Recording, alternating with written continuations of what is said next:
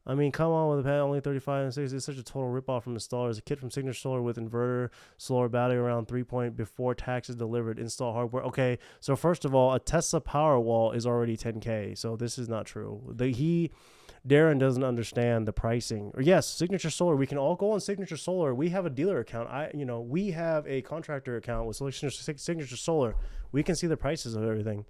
Yeah, it probably is before 13K. Install hardware, labor install is not more than 20K.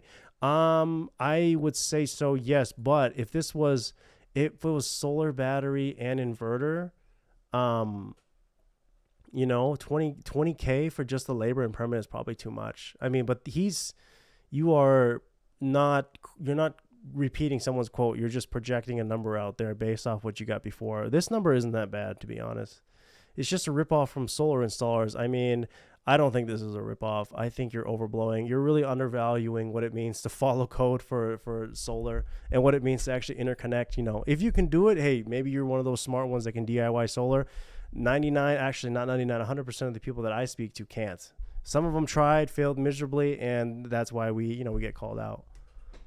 I respect you both, but come on, be realistic. This is equivalent of film director saying the digital cameras are great, but because now only the true purists will be using film, which is better for film. This is terrible for solar, a death knell for the community. There will be those who just want it and don't care about the cost, but those will be few and far between. I think it is bad for solar as a whole, but I think it also is beneficial because it weeds out big predatory companies that don't do anything. They get people to feel comfortable to sign the contract, right? You give them money, you're tied for 25 years, and then they disappear. And then all of a sudden, that's how you get 1-star reviews all over the internet.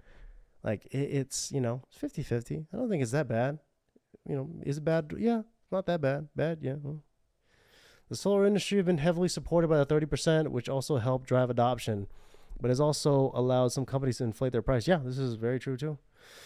With the subsidy, installers know that customers are essentially being reimbursed by, it's not just installers. Stop saying installers only, right? It's also the finance companies. Have you seen what those dealer fees look like? Come on, dude.